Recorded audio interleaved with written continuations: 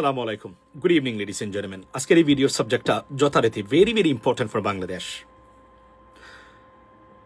সেটা হচ্ছে যে আপনারা জানেন যে ব্রিক্স অর্থাৎ পাঁচটা বিদেশি রাষ্ট্র বা ওয়ার্ল্ডস পাওয়ার বা পরাশক্তি নিয়ে একটি সংগঠন হয়েছে, তার নাম হচ্ছে ব্রিক্স। কারা কারা তারা? Brazil, Russia, India, China, south Africa. Acronym হচ্ছে ব্রিক্স।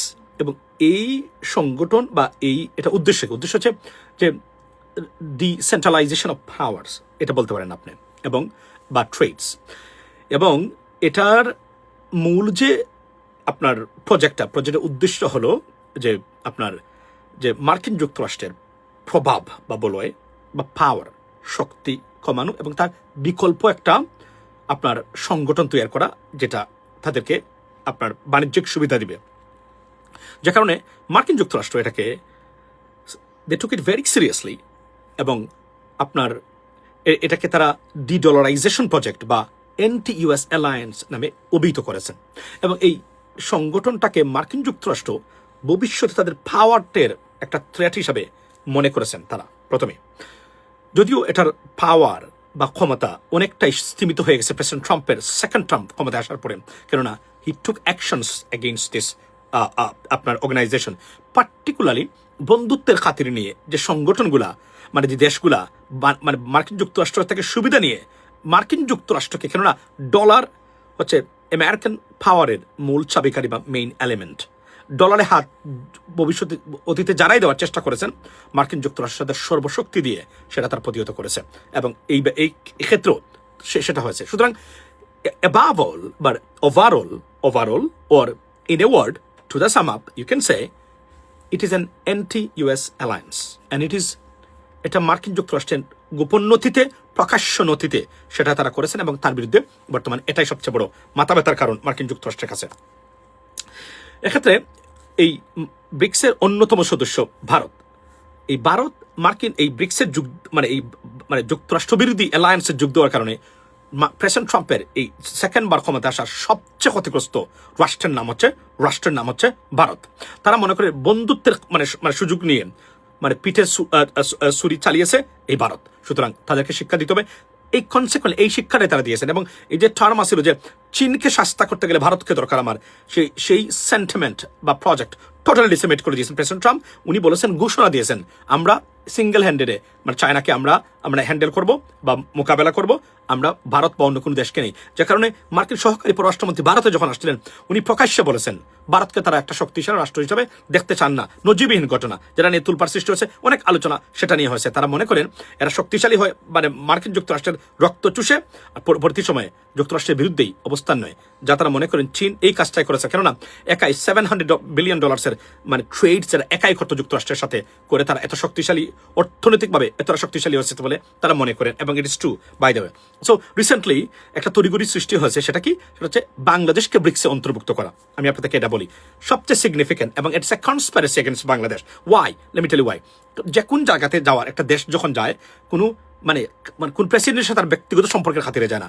সেই দেশের আর্থসামাজিক এবং অর্থনৈতিক সুবিধা বা রাজনৈতিক সুবিধা কি আছে, জিওগ্রাফিক্যালি কি কি সুবিধা পাবে, বিশেষ করে অর্থনৈতিক এবং ডিপ্লোম্যাটিক সুবিধা, সেটার উপর ভিত্তি করে দেশের সাথে সম্পর্ক রচিত হয়। এবং এই ব্রিক্স সত্যি কথা বলতে গেলে বাংলাদেশের জন্য কোন অবস্থায় তো লাভবান নয়, বরং ব্রিক্সের প্রতিপক্ষ যারা, তারা যদি ক্ষুব্ধ হয়, বাংলাদেশের অর্থনীতি তছনছ হয়ে যেতে পারে।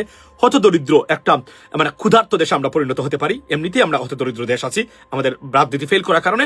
এবং সেটাই চায় কারা?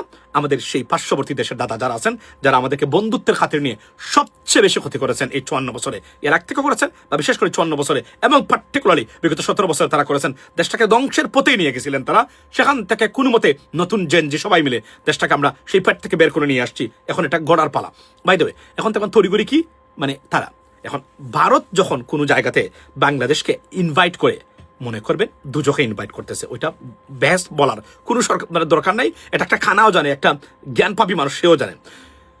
ব্রিক্সে নেওয়ার অর্থ কি বুঝেন? আমি আপনাকে বলি। ব্রিক্সে নেওয়ার অর্থ হলো, কেননা মার্কিন যুক্তরাষ্ট্র সবচেয়ে বেশি ভারত সবচেয়ে বেশি ক্ষতিগ্রস্ত ব্রিক্সে গিয়ে, এবং তাদেরকে শাস্তি দিচ্ছেন এই মুহূর্তে প্রেসিডেন্ট ট্রাম্প। ভারতের ওই গ্রহণযোগ্যতা, যেহেতু চীনকে তারা আলাদা করে নিয়েছেন, চীনকে মোকাবেলা করতে গেলে ভারতের আমাদের প্রয়োজন নেই, সেটা বিল ক্লিন্টন করেছিলেন। এটা থেকে সম্পূর্ণ সরে আসার সাথে সাথেই ভারতের গুরুত্ব মার্কিন যুক্তরাষ্ট্রের কাছে একদম জিরো হয়ে গেছে, যে কারণে সবচেয়ে ক্ষতিগ্রস্ত রাষ্ট্র প্রেসিডেন্ট ট্রাম্পের দ্বিতীয় এই টার্মে ভারতের মতো দেশ অর্থনৈতিকভাবে এবং বিপর্যস্ত একটা অর্থনীতি নিয়ে বসে আছে। গতকালকে একটা ভিডিও দিয়েছি আমি এই বিষয় নিয়ে, যদিও গদি মিডিয়া বা অন্যান্য মিডিয়া খুব কম শুনবেন। তো আমি আপনাদেরকে বলি, সেটা হলো কেন ইন্ডিয়া চায় বাংলাদেশকে এখানে অন্তর্ভুক্ত করতে। প্রথম কথা হলো মার্কিন যুক্তরাষ্ট্রের রুশানলে ফেলে দেওয়া। ওয়াই? বিকজ বাংলাদেশে শেখ হাসিনা বা তাদের দাসদাসী চলে যাওয়ার পরে তাদের যে ক্ষমতাটা সম্পূর্ণরূপে খর্ব হয়েছে, এটাকে পুনঃপ্রতিষ্ঠা করতে গেলে বা আওয়ামী লীগকে ফিরিয়ে আনতে গেলে ইট ইস দ্য ন্যাশনাল স্ট্র্যাটেজি এবং সিকিউরিটি কনসার্নের জায়গা। সুতরাং একটা দাস বা দাসী বা সার্ভেন্ট তাদের দরকারি বাংলাদেশে, এবং এটা তারা করতে গিয়ে তারা জানে যে ভারত ওই পাওয়ারফুল শক্তি না, মার্কিন যুক্তরাষ্ট্রের সহায়তা ছাড়া বাংলাদেশে একটা পশম ঠিক করতে পারবে না ভারত চাইলেও, এবং ওই যে প্রজেক্ট যেটা নিয়েছেন ওইটা করতে পারবেন না তারা। সুতরাং তাদের দরকার আছে, তাদের ছাড়া ইট ইজ ইম্পসিবল। ভারত ওই শক্তি না, দ্বারে কাছেও নাই, যদিও তারা মনে করেন তারা আসলে একটা পরাশক্তি, কিন্তু পৃথিবীতে একটি মাত্র রাষ্ট্র যে পরাশক্তি মনে করে কিন্তু আসলে তার পরাশক্তির দ্বারে কাছেও নেই।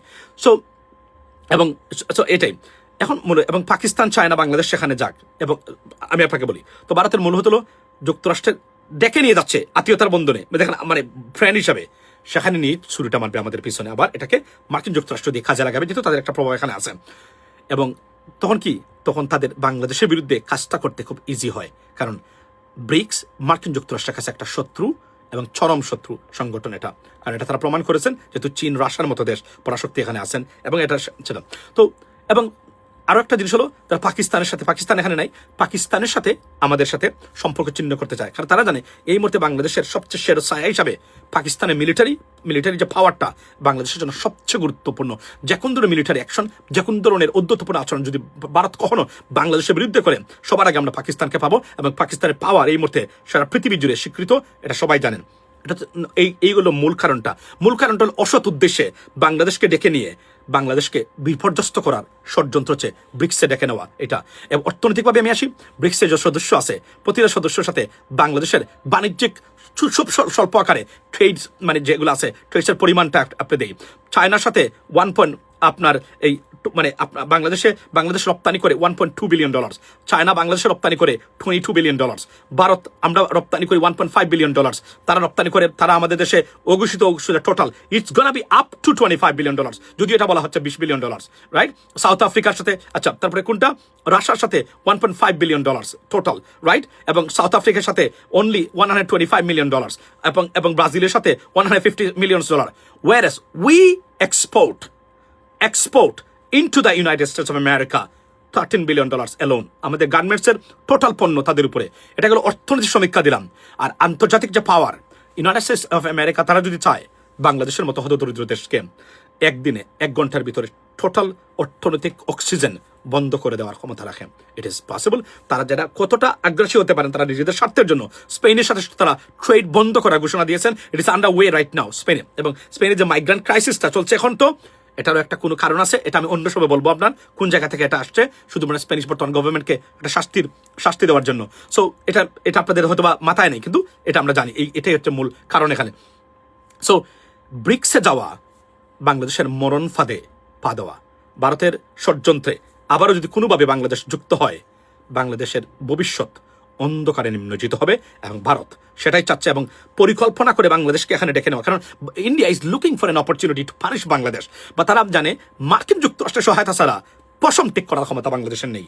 Do are exactly they are doing right now.